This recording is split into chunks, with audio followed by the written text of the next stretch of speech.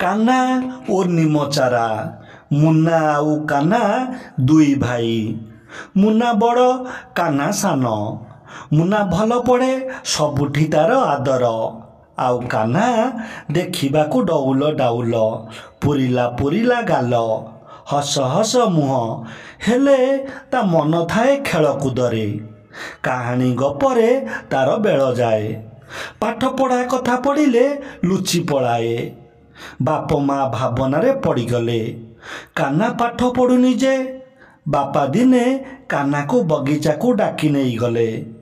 सेठी उठी थाए तीन चारि निमचारा गोटिए उपाड़िले कान्हा को देले कहिले खाइलु कान्हा। कान्हा खुशी रे निमचारा चबाइला।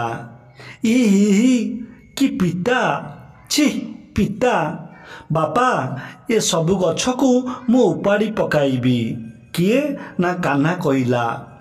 बापा कहिले काहींकि रे गछटा को उपाड़िबू।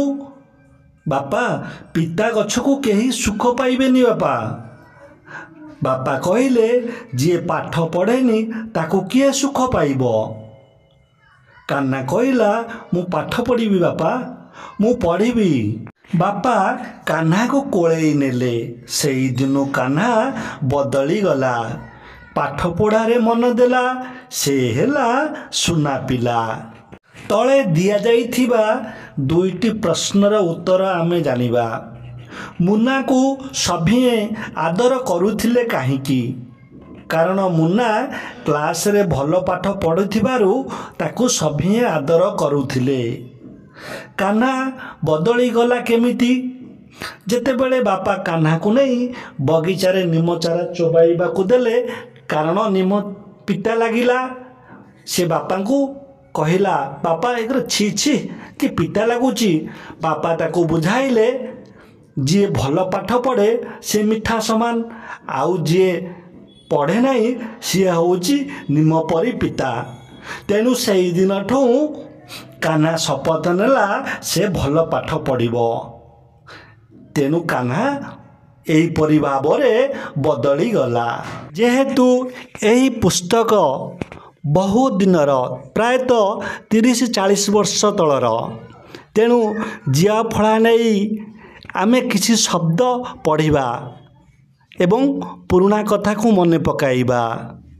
वाद्य सन्य गद्य पद्य शस्य शिष्य साहित्य ज्यामिति रामराज्य बाल्यकाल।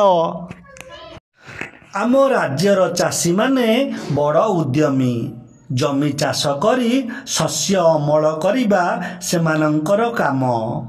सेमाने दिन सारा बिलरे काम करती संध्यारे घर को फेरती।